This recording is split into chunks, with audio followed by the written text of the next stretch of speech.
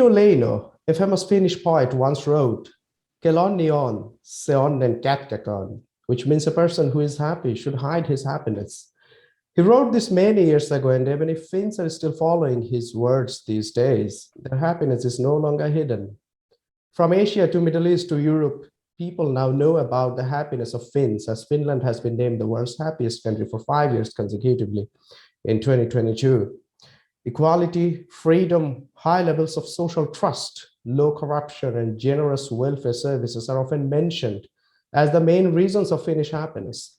But has the Finnish history played a role in making this Nordic nation so happy? And how exclusive is Finnish happiness? Today, I will try to find out, as I'm joined by Dr. Frank Martela, a Finnish philosopher, psychology researcher, and happiness expert who teaches at Aalto University in Finland. With 3 other Nordic academics, he co-authored a chapter in the 2020 World Happiness Report where they extensively analyzed why Finland and the other Nordic countries are consistently ranked among the world's happiest nations. Frank, good evening and a warm welcome to the program. Good evening and great to be in the show. Yep, thank you. So you are a happiness expert from the world's happiest country. And my first question to you would be, what is happiness? How do you define it? Yeah, I guess so happiness usually means some kind of subjective state of the person. So some kind of positive state that the person is in. But of course, it can be many things. It can be this more short-term fleeting emotions that, sometimes I laugh and I'm full of joy, and these kind of moments of happiness is one thing. But then it can be also this more lasting sense of satisfaction as regards one's life as a whole. So when one is reflecting upon one's life, one realizes that everything basically is quite okay in one's life. So I wouldn't say that there's one thing called happiness, but it can mean many different positive kind of states as regards one's life. And sometimes it might, in the research world, we usually distinguish between these positive emotions, for example, and this general life satisfaction as 2 different components that can be measured separately, and that there seems to be a bit different things predicting them. Okay, so Finns are consistently ranked among the happiest nations, but ironically, they're always skeptical about their high ranking. Why is that? I guess the Finnish self-image is a bit this, that we are a bit introverted and melancholic people, that we don't express our joys too freely, and we don't talk too much and so forth. So given that the self-image and that the Finnish people, when we listen to music, it tends to be this heavy metal kind of music, or then it's this sad tango kind of music. So all of that, then we didn't think that we would be particularly happy nation. So it was kind of it took us by surprise when Finland was named the happiest nation in the world. Yeah. In your article for the Scientific American magazine that you wrote in 2018, you said there is the Finnish tendency to downplay one's own happiness, and you think this might actually make Finnish people happier. So I want to know where this tendency comes from and how it is linked to happiness. I guess it might have to do with the fact that Finland has been relatively equal society, that there hasn't been so big economic differences between people. So, and because of that, there's hasn't been this tendency to show your affluence so much. So that if you go to the streets of Helsinki, the capital of Finland, then that there's not so much these expensive sports cars as in some other capitals, because quite many Finnish people, even those who could afford that kind of cars, don't buy any things like that, but they more like to hide their wealth and don't want to blend in with the population. So in that sense, I guess it has been there quite a long time. So and probably there's a bit less of that nowadays, that people are more willing to show their happiness now than they used to be.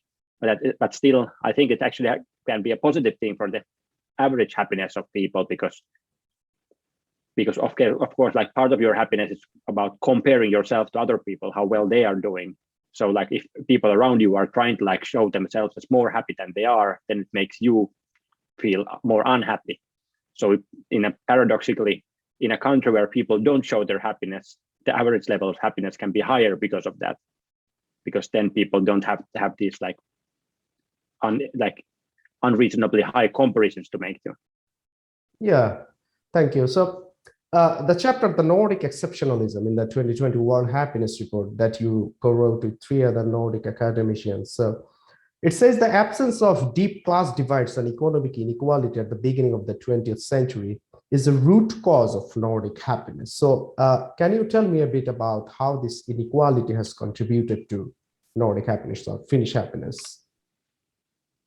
I guess like the kind of the mediating factor here is this trust in other people and trust in institutions. So like the more equal countries tend to have like higher levels of trust between people. So like big economic inequalities tend to make people like less trusting of each other. So if this class is living here and this class is living here and they don't have like much interaction, they are less prone to trust each other. So I guess like because the Nordic societies already like 100 years ago, they tended to be relatively equal. There wasn't so big like these class divides as in many other countries. Of course, there were divides, but like they were not as huge as in some other countries. So because of that, there was like more this sense of trust in other people. And we know that, you know, having this trust is then good for like the government and good governmental kind of like effectiveness, because then there's less corruption. Then the governmental institutions are more effective and better able to serve the citizens. And then people are also like willing to vote for parties who are preserving the institutions and building them more. So I guess like this lack of inequality led to higher levels of trust, and this higher level of trust led to more functioning government and better functioning democracy, which in their turn then delivered more happiness to the people. Yeah, and I was actually reading a research paper that was written by 2 academics. One of them is Swedish. So it says, in the beginning of the modern era, the Scandinavian countries had a more equal social structure than the rest of Europe.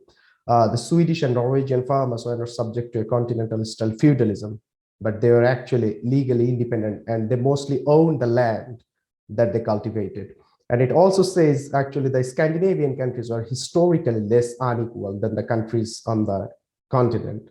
And they had lower levels of corruption and more honest government institutions. So I guess that's why historically the Scandinavian countries are more equal than other countries, especially in Europe, right? Because in many European countries, there are feudalism, but in the Nordic countries, it was not like that.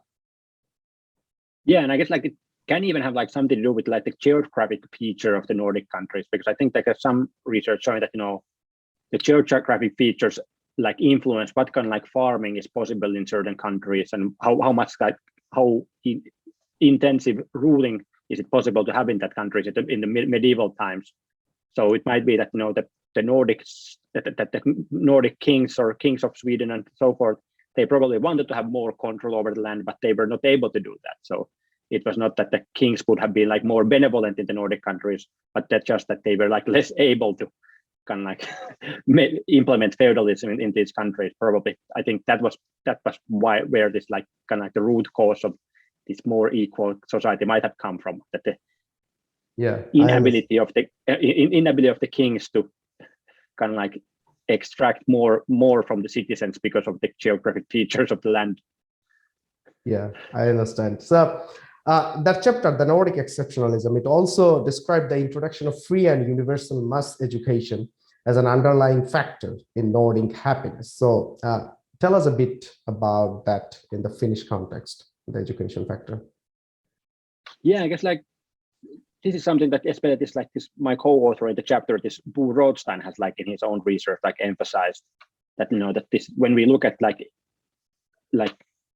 how much education there was in various countries like 100 years from now, like in the beginning of the 20th century or something like that, that is still like predictive of very many things in the current society.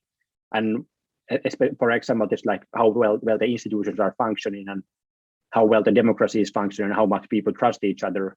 All of these things are like partly influenced by the quality of the education and how much people on average have gotten education in their lives. And I guess like in the Nordic countries in the 19th century, there was this idea that, hey, we have to like educate the masses, we have to educate the whole population. And it was kind of like a conscious decision by the kind of like the ruling parties. And I guess this book wrote and even argued that one reason that Sweden started to do this was that because they were realizing that they had like they were no longer like a so big society as they used to be. So in the 17th century, 18th century, they were still like quite like country which was able to like occupy large amounts of lands around them. But then in 1809 they lost Finland to Sweden, lost Finland to Russia in a fight, and having realized that that Russia is going to be like much stronger than Sweden, they realized that if they want to be able to defend themselves in the future, they have to somehow like get the whole population on board. And one way of doing that was through mass education. So it was kind of like a way of making the country stronger in the situation where they were afraid of some external enemy. Yeah, exactly. And also, the Finnish education system, especially the school education system, is very famous worldwide because the Finnish students in the PISA, the Program for International Student Assessment, the Finnish student topped the PISA rankings in 2000. So reading, maths, and science, the Finnish students are actually at the top. And the rankings have fallen since then, but still the Finnish students are doing really well. And the Finnish education system, the reforms in the Finnish education system that was initiated in the 1970s, and when the policymakers and the government, they wanted to spread the mass education and they wanted to build publicly funded and good schools all across Finland so that students, no matter if he is coming from a poor, rich, or middle class background, everyone will have the same opportunity to get high quality and good education. So I think that was also a massive drive towards spreading this mass education and offering every student the equality of opportunity to get a good and high quality education, right? Yeah, I think that plays a key role. So the process started in the 19th century, but like it was this 1970s, this reform was like the latest thing that was done in that to make sure that each and every student will get like high quality education and like get at least 9 years of education through school before going to high school or whatever, but like at least 9 years for each and every student. So before that, like the people could drop out of school after I think was it 4 years or something like that. So after that, it was like 9 years for every student, and the idea was again it's exactly to make sure that like all the quality of the schools will be the same all over to Finland. So I think like in many countries, people like the parents, like if the richer parents pick some like some private elementary schools, but in Finland we don't have like that kind of phenomenon. So every person's children basically go just to the closest school because people know that all of the schools are basically, all of the elementary schools are basically of the same average quality. So there's like, you cannot like pick and choose a better school for your kids because each school has like the same standards of education and same as good like highly educated teachers. So one factor is also that the teachers, they have like this master's degree. So the elementary school teachers have been like learning how to teach for 5 years. So they have gone through this like master's degree before they become teachers. So also the quality of teaching is ensured through that. Yeah, exactly. And also Finnish teachers enjoy a high degree of respect and admiration in the society. In Finland, teaching is actually a very respected profession. And yeah, it is very competitive, right? Not everyone can be a teacher in Finland. Yeah, it's quite competitive like this university. If you want to get into the teaching university, you have to like get like quite good degrees and everything. So it's quite competitive to get in there. Yeah. Of course, some teachers say that given that it's so respected profession, they would like to have a bit more salary because I think like they still like the elementary school teacher's salary is not as good as like what you would get in some companies or in the private sector. So that's a factor that sometimes there's discussions about, but as we got respect and like how attractive it is as a job, it's still like the young people want to become teachers and find that it's a respected occupation. Yeah, I understand. So now I'm going to ask you a hypothetical question where you will be making an assumption. As we discussed, the historic absence of inequality contributed to factors that resulted in high happiness in Nordic countries. So it seems in a way that this is an exclusive advantage for these countries, and it is actually impossible for others to copy. So do you think the Nordic countries would have enjoyed such high happiness levels today if they were not historically equal? Yeah, of course, like probably not as high levels, because I think that that has been like one of the factors that contributed to this high level of happiness. And I guess like I would think that there's this certain like, this kind of this beneficial cycle where like the high trust in institutions leads to like people voting for parties which want to preserve the institutions or want to expand make sure that the institutions are delivering various things like high quality education and so forth.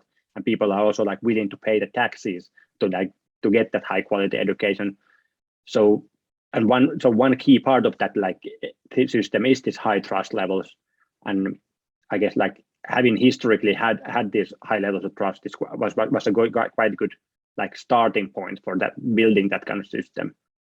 So it's like I don't think it will be like impossible to build such similar system starting from like position of lower trust, but it will take like longer time, and one would somehow have to like overcome this obstacle and build these higher levels of trust within the country. Yeah, I understand. So again and again, research has found that social and institutional trust is one of the most important elements of happiness.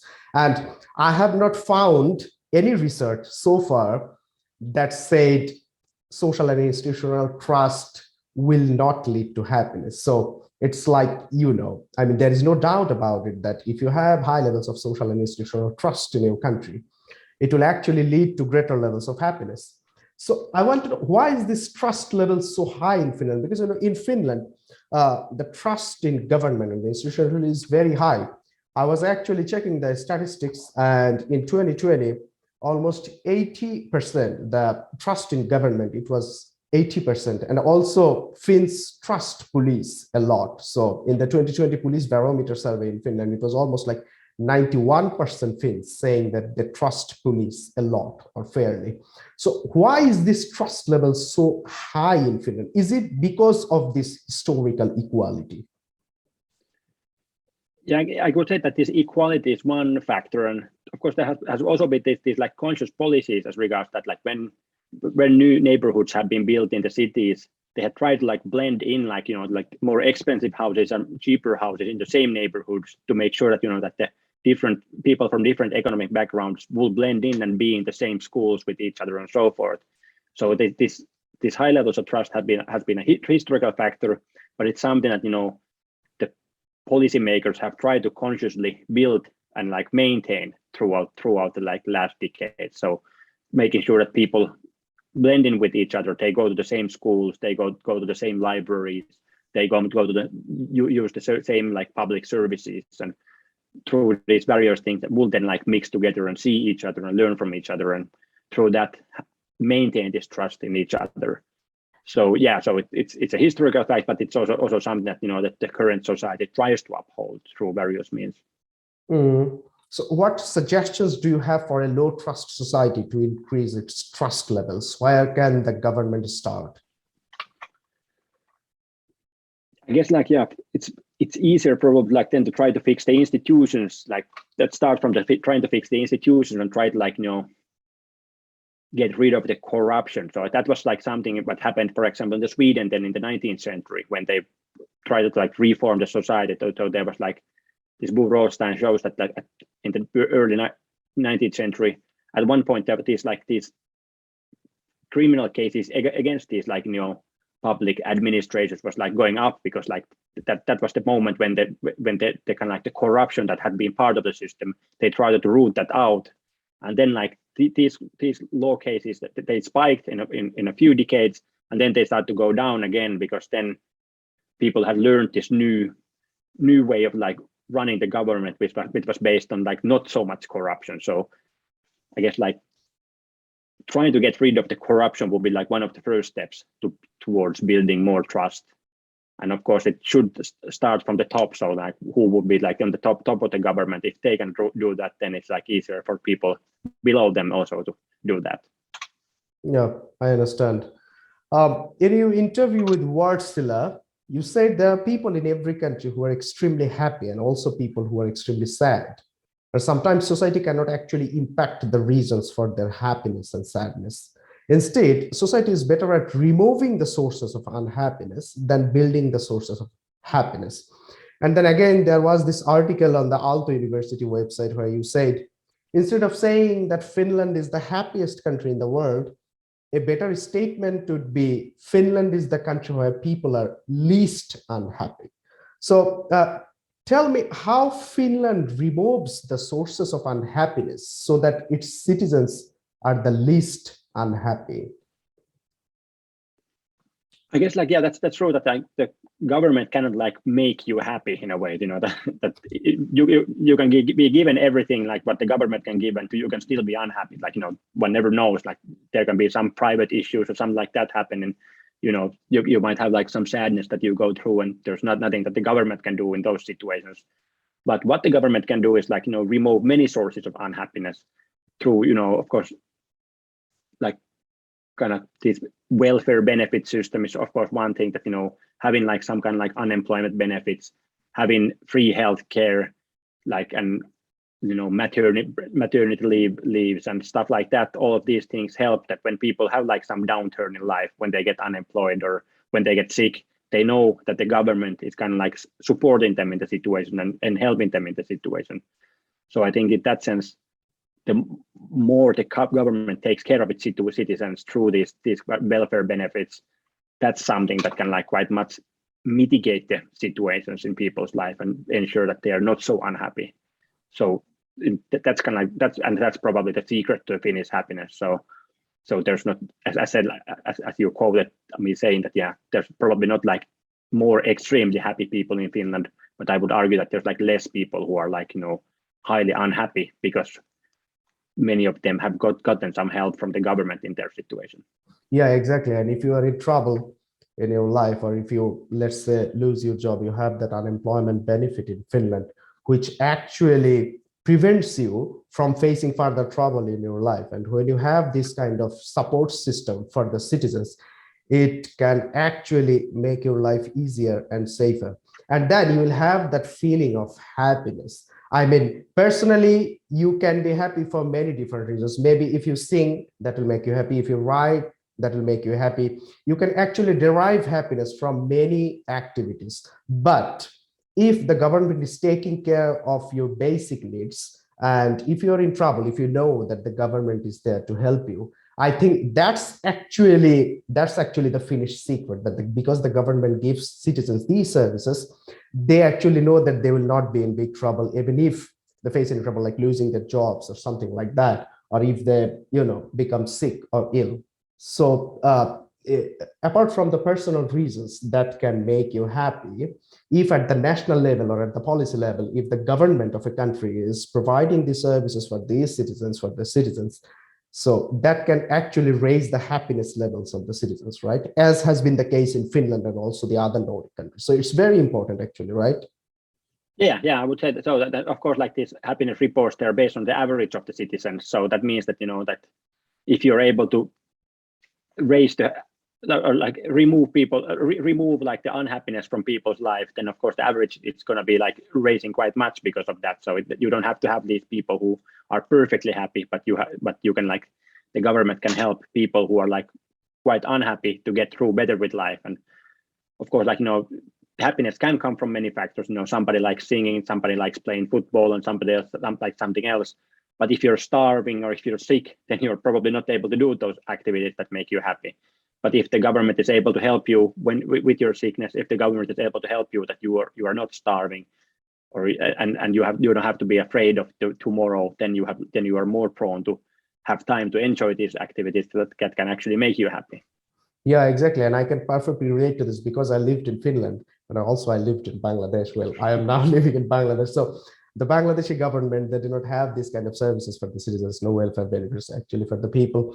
But in Finland, they have these services. And when I was talking to Finns, my Finnish friends and also my Finnish colleagues, they're like, one thing I noticed in them that they're actually not very worried about their life, like what's going to happen tomorrow or what's going to happen 5 years down the line. And you know, I am a person who saves a lot of money. And when my colleagues and my friends, I asked them, hey, why don't you save a lot of money? And they said, why should we save a lot of money? Because if when we will be retiring, we will have the pension from the government. But in Bangladesh, we don't have the pensions, like the universal pensions. If you're working for the government, if you have a government job, then you will get the pension. But for the people who are working in the private sector, we don't have that pension system. So naturally, when we grow up in Bangladesh, we have the tendency that what we will do when we will retire or when we will lose our job or face unemployment. So we're always trying to save that money because we are afraid of the future. But in Finland, people are not like that because they know they have some kind of safety from the government. It's of course for everyone. I mean, in Finland, it's universal. No matter if you are rich, no matter if you are poor, or where do you live? Like if you're living in the south or living in the north, if you're living in a rich or poor neighborhood, it doesn't matter. Everyone is entitled to these benefits. So I actually have experienced it in real life, both sides of the equation, and now I can actually experience it in my real life, and I can say and I can realize why Finns are so happy and why countries like Bangladesh or other countries where the government doesn't provide this kind of services, why their happiness level is not so high. But anyway, now let's talk about something. Just a comment on that. I would say that in the society like Finland, people can care less about money and income because it doesn't affect so many factors in their life. Of course, it affects certain things. Can you go to a restaurant or not or something like that? But it's still it doesn't affect these basic things. So and that's even different compared to the US. In the US, I discussed with some colleagues, and they know that if they lose their job, then they lose their health insurance, and probably even the health insurance of their kids can be dependent on the job. So that means that and then so that if they lose their job, their ability to get good healthcare diminishes, their ability to give good healthcare to their kids diminishes, and also their ability to get the kids to good schools gets worse because also good schools cost money, and even especially universities cost money. So even professors start saving this money for their kids' universities, when the kids are 5 years old or something like that. And that's something that the Finnish people don't have to think about. I have 3 kids, but I haven't thought about having to save money for them because I know that the school is free and they can get to any Finnish university without having to pay. It's about the entrance exams, but it's not about the money that they have or that they would have to pay something. Yeah, so exactly. It's easier to be careless about money in a society like Finland, where many of the fundamentals of life are not dependent on how much you have money. Yeah, exactly. And also the problem in the US, the student loan or the student debt, it doesn't exist in Finland because Finnish students do not have to borrow money from the bank or other government agencies or private organizations to fund their education, because it's the government who is funding their education. So they can educate themselves as much as they want because the education is free from the primary school up until higher education. So they can just educate themselves as much as they want, and they can enter the professional field, enter the labor market, and build a good life. So it's just, I mean, when I think about it, it's just wonderful, It's just wonderful. Yeah. So I had to admit, when I was a student, I took a couple of times I took the student loan, but I just took it because I wanted to travel with my friends, so I didn't need it for the living. But I thought that it's a nice way of funding one trip to Europe or something like that. Yeah, understand. So now let's talk about something interesting. There are various criticisms of the World Happiness Report. Many question the high rankings of the Nordic nations, and they point at their high suicide rates and the prevalence of antidepressant consumption. So what is your opinion on this? What do you think about these criticisms? Yeah, it's a valid point that, of course, when we think about the suicide rates, for example, I guess one thing to notice that Finland used to have quite high levels of suicide rates in the 70s and 80s. But since that, actually, they have been going down quite steeply. So the suicide rates are basically half of what they used to be some 30 or 40 years ago. And nowadays the Finnish suicide rates are somewhere in the European average. So Finland is not the country with the lowest levels of suicide, but not the country with the highest levels of suicides. As regards antidepressant consumption, I don't know if there's some international comparisons, so I don't know where Finland is on that thing. And I would assume that there probably are. It's quite much harder to have any reliable cross-country comparisons on that, because there's probably different ways of like, how different amounts of statistics available in different countries about that kind of things. So in that sense, it's good to emphasize that Nordic countries are not like the perfect countries, are not countries where everybody would be happy. There's still like people who are depressed in these countries. There's still people who consume antidepressants, and there's people who commit suicide. So it still happens, and not the government cannot like save everybody. There's still like many kind of like holes in the society, many things that could be done better to help people. But I guess like I wouldn't say that nowadays that Finland would be the country which would be that there would be like some big paradox here, because the suicide rates are not especially high, and I think like also the depression rates seem to be also like around the European average, so not something that would be like especially high in that sense. Yeah, I understand. If there is just one lesson that countries with low happiness can learn from Finland to raise the life satisfaction levels of their citizens, what would it be? Yeah, if you think about on the level of the countries and society, I guess like then this trust is probably the thing that that build trust within the country, and then the happiness will come, is probably what I would say. That if you're able to build a society where people trust the government, then through that the people will start to trust also more each other, and through that then also the happiness levels are going to be going up. So trying to build a government where that is worthy of being trusted is probably where I would start. So like trying to be, if I would be in a position of power, then trying to make sure that I'm a person that can be trusted, that I'm not the one who is like corrupted and so forth. So that's probably where one good place to start. Yeah, I understand. And I now have the last question for you. So you are the author of the book, A Wonderful Life. So give me some tips to build a wonderful life.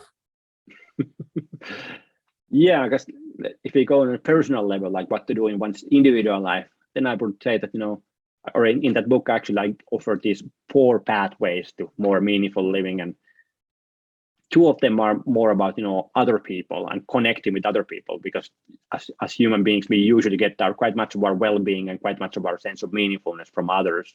So connecting with other people, having close relationships, and like investing time in those relationships, it's a quite a good way of like making oneself happy. When one is able to spend time with the people one loves and who one cares about, that usually makes one happy. And another thing is that this contribution, like being able to do good things to other people, that has also been shown to be a very good way of like actually increasing one's own happiness. So by making other people happy, you actually make yourself more happy. So contribution and connecting to other people is like one part of the equation, but then it's also about like connecting with yourself, thinking about who you are, what are the things that you want to do in life, where do you get like what are your own values, and trying to ensure that you're able to like put those into use, that you're able to live the kind of life that you yourself want to live, instead of living kind of life that your parents want you to live, or the people or society wants you to live. So make your own life choices is kind of like also important. And then the last factor is about this sense of competence and mastery. So trying to find areas in life where you can use your talent, use your skills, and like learn more things, and be able to utilize those in one's work and in one's hobbies. So those are basically the 4 pathways that I offer. So connecting with other people through these high quality relationships and through contribution, and connecting with yourself through this sense of mastery and this sense of autonomy. So that's kind of like the short answer of what can be done on an individual level to increase one's sense of happiness and meaningfulness. Yeah, I understand. I'm sorry, I just told you that it would be the last question, but I have one last question for you. And I promise this is going to be the last. What makes you happy? I want to know. Myself. Yeah, I guess referring to my previous answers, I guess like even in my life, the same elements are quite important. So I think as regards this connection, of course, like I have a family and like 3 kids who are like 10, 8, and 5 years old. So being able to spend time with them is quite a big part of my happiness right now. Having this family around me and like seeing the kids grow up and like learn new things and following their lives, that's a big part.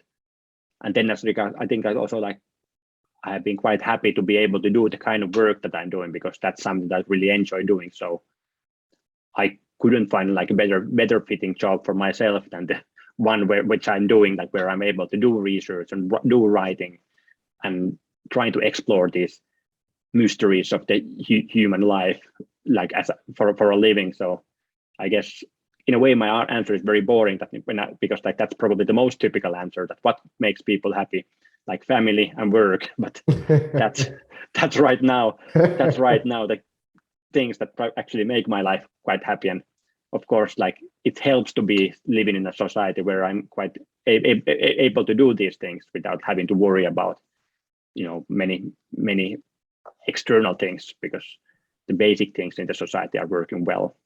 Yeah, I understood. So thank you, Frank, and thanks a lot for allowing me to interview you. It's been great talking to you. So goodbye. Yeah. And goodbye. Thanks. Yep. Thanks for a Goodbye. great conversation. Good.